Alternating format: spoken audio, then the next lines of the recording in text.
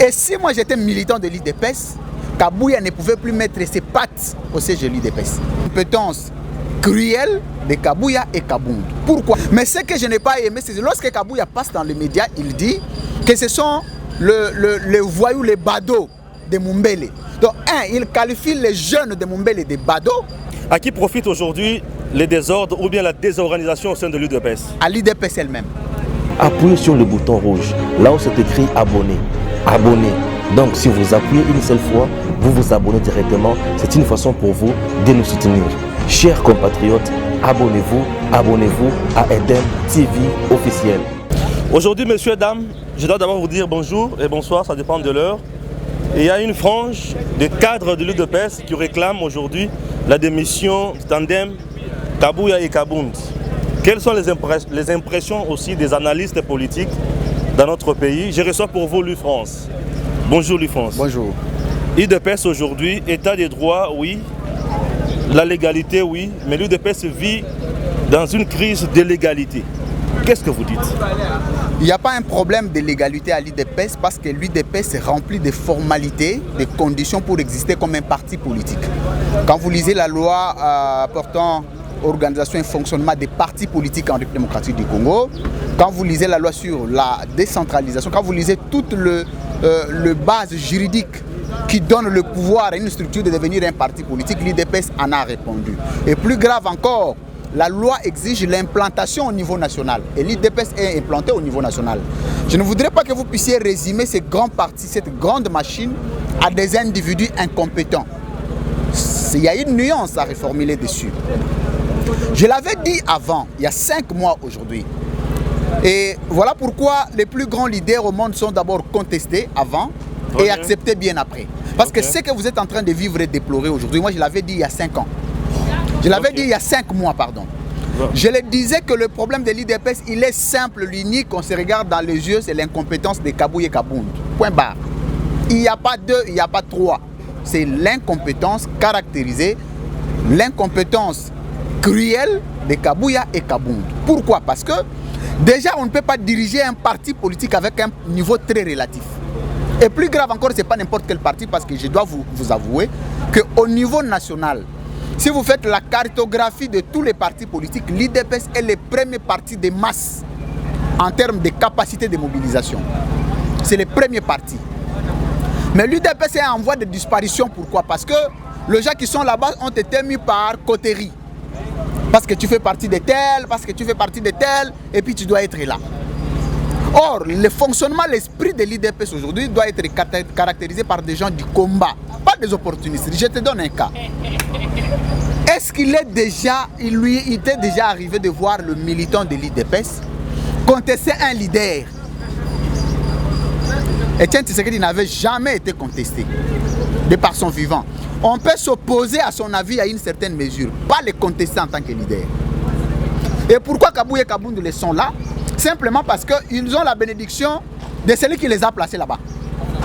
Et aujourd'hui, moi je suis passé sur Petit Boulevard, j'étais obligé de faire 10e rue, contourner jusqu'à descendre à la 7e rue. Simplement pourquoi? Parce que la voie publique a été bloquée. C'est vrai, il y a eu des revendications légitimes, mais ce que je n'ai pas aimé, c'est que lorsque Kabouya passe dans les médias, il dit que ce sont les voyous, les badauds de Mumbele. Donc, il qualifie les jeunes de Mumbele de badauds. Vous voyez déjà l'excès de langage.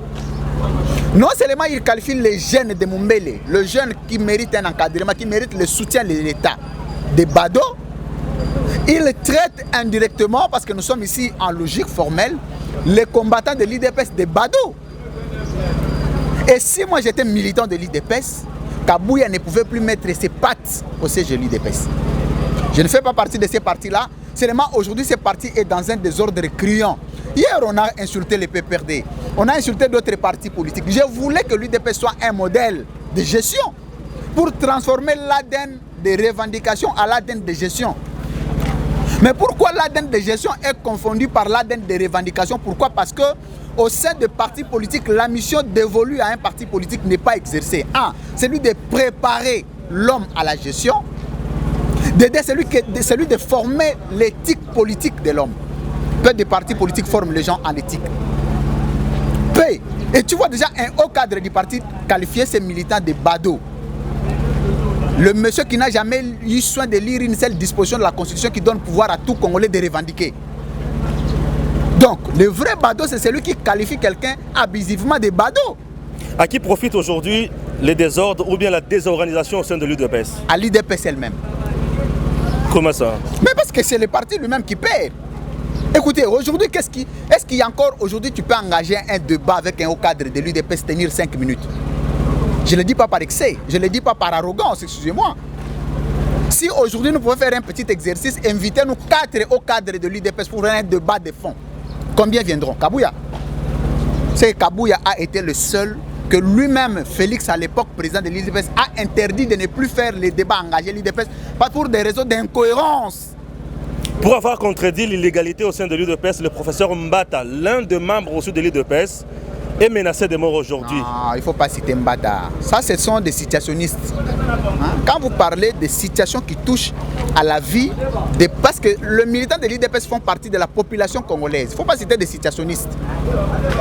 Non, ça, c'est Mbata, c'est un situationniste. Quelqu'un qui ne rebondit que par des événements. Il ne faut pas les citer. Et puis, c'est lui accorder beaucoup d'importance qu'il ne mérite pas. Joseph Kabila vient d'être reçu récemment par Félix Tshisekedi. C'est pour dissiper peut-être certains malentendus au sein du FCC Cash. Vos impressions? Il est de droit pour un président de la République de recevoir qui il veut par rapport à son agenda. Mais du point de vue de l'organisation et fonctionnement institutionnel dans le principe de l'officialité, il y a le principe du cadre qui doit primer. Parce que nous avons un défi quand nous passons dans le média, ce n'est pas pour s'acharner contre les individus. C'est pour donner la matière, participer à l'éthique, à la conscientisation et à la moralisation politique. Lorsqu'il y a le principe du cadre qui doit être respecté, le chef de l'État ne doit organiser des situations de rencontres officielles que dans son cabinet de travail. 1. De 2, le chef de l'État peut recevoir qui il veut, mais il doit contextualiser la formule, la rencontre, le contexte de la rencontre. Mais vous prenez un cas. Quand il reçoit Joseph Kabila, il l'a reçu en tant que qui? Autorité morale d'une plateforme, une très grande plateforme. Je l'ai toujours dit que Joseph Kabila a comme interlocuteur direct Jean-Marc Abound ou un autre responsable du cash. Parce qu'en ce moment-là, il discute politique. Parce que la vie du chef de l'État est au-delà de la vie politique. C'est ce que l'esprit de l'article 96 dit. Que le chef de l'État, c'est même résumé par l'article 69 de la Constitution qui résume les fonctions du président de la République au-delà du méandre politique. Mais quand on doit discuter des situations, des institutions de l'avenir de l'État congolais avec des individus. Non, si le chef de l'État avait reçu Joseph Kabila au Palais de la Nation pour discuter des situations, en ce moment, c'est que le chef de l'État qui l'a reçu. Là où il l'a reçu, qui a reçu l'autre? C'est Kabila qui l'a reçu, c'est lui qui a reçu Kabila. Or, Kabila n'a pas le pouvoir de recevoir le chef de l'État.